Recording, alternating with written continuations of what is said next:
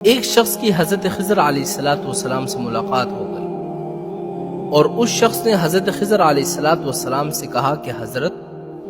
میرے لیے یہ دعا فرمائے کہ مجھے زندگی میں کوئی غم کوئی تکلیف نہ آئے، ساری زندگی میری بے غم گزر جائے۔ حضرت خضر علیہ السلام نے فرمایا یہ دعا تو میں نہیں کر سکتا، اس لیے کہ اس دنیا میں غم اور تکلیف آئیں گے، البتہ میں ایک کام ضرور کر سکتا ہوں، وہ یہ کہ تم دنیا میں ایسا آدمی تلاش کرو جو تمہیں سب سے زیادہ بے غم اور کم غم والا نظر آ جائے، پھر مجھے اس شخص کا پتہ بتا دینا، میں اللہ تعالیٰ سے یہ دعا کروں گا کہ اللہ تعالیٰ تمہیں اس جیسا بنا دے۔ یہ شخص بڑا خوش ہو گیا کہ چلو ایسا آدمی تو مل ہی جائے گا جو بہت زیادہ آرام میں ہوگا، دولت مند ہوگا اور آرام سے سکون سے زندگی گزار رہا ہوگا، اور میں اس جیسا بننے کی دعا کرا دوں گا۔ اب تلاش کرنے کے لیے نکلا، کبھی ایک آدمی کے بارے میں فیصلہ کر دیتا کہ اس جیسا بننے کی دعا کرا دوں گا، پھر جب دوسرے آدمی کو دیکھتا وہ اس سے بھی زیادہ دولت مند نظر آ جاتا، پھر یہ فیصلہ تبدیل کر دیتا کہ نہیں اس جیسا بننے کی دعا کراؤں گا۔ کافی عرصہ تلاش کرنے کے بعد اس کو ایک زرگر نظر آیا جو سونا چاندی جواہرات اور قیمتی پتھر کی تجارت کرتا تھا، اور اس کی دکان بہت بڑی تھی اور اس کا محل بڑا عالیشان تھا، اور اس کے بیٹے بڑے خوبصورت جوان تھے۔ ظاہری حالات دیکھ کر اس نے اندازہ لگایا کہ یہ شخص بڑے عیش و آرام میں ہے، اس نے فیصلہ کر دیا کہ اس جیسا بننے کی دعا کراؤں گا۔ جب واپس جانے لگا تو خیال آیا کہ اس شخص کی ظاہری حالات تو بہت اچھی ہے، کہیں ایسا نہ ہو کہ اندر سے کسی بیماری یا پریشانی میں مبتلا ہو جس کی وجہ سے میری یہ زندگی بھی ختم ہو جائے، اس لیے اس زرگر سے جا کر میں پوچھ لیتا ہوں کہ وہ کس حالات میں ہے۔ یہ شخص اس زرگر کے پاس گیا اور اس سے جا کر کہا کہ تم بڑے عیش و آرام میں زندگی گزار رہے ہو، دولت تمہارے پاس ہے، نوکر چاکر لگے ہوئے ہیں، تو میں تم جیسا بننا چاہتا ہوں، کہیں ایسا تو نہیں ہے کہ تمہاری اندرونی طور پر تمہیں کوئی پریشانی لاحق ہو یا تم کسی بیماری میں مبتلا ہو، کوئی مصیبت کے اندر مبتلا ہو، کوئی ایسا کام تو تمہارے اندر نہیں ہے۔ وہ زرگر اس شخص کو پکڑ کر تنہائی میں لے گیا اور اس سے کہا کہ تمہارا خیال یہ ہے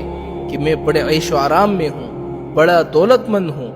بڑے نوکر چاکر میرے خدمت میں لگے ہوئے ہیں، لیکن اس دنیا میں مجھ سے زیادہ غم والا اور تکلیف والا کوئی دوسرا شخص نہیں ہوگا۔ پھر اس نے اپنی بیوی کی اخلاقی حالات کا بڑا عبرتناک قصہ سنایا کہ جتنے میرے نوجوان بیٹے تمہیں نظر آ رہے ہیں نا، یہ حقیقت میں میرے بیٹے نہیں ہیں، یہ تو میرے نوکر چاکر زنا کر کے ان کو پیدا کیا ہے، جس کی وجہ سے میرا کوئی لمحہ اذیت اور پریشانی سے خالی نہیں گزرتا، اندر سے میرا دل بے غم ہے، تم اس سے واقف نہیں ہو، اس لیے میرا جیسا بننے کی ہرگز دعا مت کرنا۔ اب اس شخص کو پتہ چلا کہ جتنے لوگ مال دولت والے ہیں، عیش و آرام میں نظر آ رہے ہیں، وہ کسی نہ کسی مصیبت اور پریشانی کے اندر گرفتار ہیں۔ جب دوبارہ حضرت خضر علیہ السلام کی اس شخص سے ملاقات ہو گئی تو خضر علیہ السلام نے ان سے پوچھا کہ ہاں بتاؤ تم کس جیسا بننا چاہتے ہو؟ اس شخص نے جواب دیا کہ مجھے کوئی بھی شخص غم اور پریشانی سے خالی نظر نہیں آیا۔ حضرت خضر علیہ السلام نے فرمایا کہ میں نے تمہیں پہلے ہی کہہ دیا تھا کہ اس دنیا میں کوئی بھی شخص تمہیں بے غم نظر نہیں آئے گا،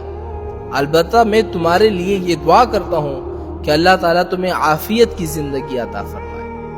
تو میرے بھائیو یہ مت سوچنا کہ ہمیں کوئی وظیفہ بتا دو، ہمیں کوئی طریقہ بتا دو کہ ہماری زندگی بے غم گزر جائے۔ لوگ انتظار کرتے ہیں چلو شادیاں ہو جائے گی، بے غم زندگی گزاریں گے، یہ فلاں کام جب میرا ہو جائے گا تو میری زندگی بے غم گزر جائے گی۔ ہو میرے بھائیو کہاں گم رہے ہو، کہاں سوچ رہے ہو، کس چیز کا انتظار کر رہے ہو؟ اس دنیا میں کوئی ایسا شخص نہیں ہے جو تکلیف سے خالی ہو، غم سے خالی ہو۔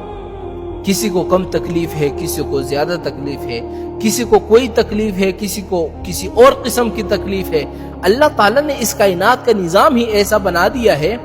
کہ کسی کو دولت دے دی ہے، اور کسی سے دولت لے لی ہے، کسی کو صحت دے دی ہے لیکن دولت نہیں دیا، لیکن کسی کو دولت دے دی ہے لیکن صحت نہیں دیا۔ اربوں کربوں لاکھوں کے مالک ہوں گے لیکن صحت کا علاج ان کا نہیں ہو سکتا۔ ان ساری باتوں کا خلاصہ یہ ہے کہ اس دنیا میں ہر شخص کسی نہ کسی تکلیف میں، کسی نہ کسی پریشانی کے اندر مبتلا ہے۔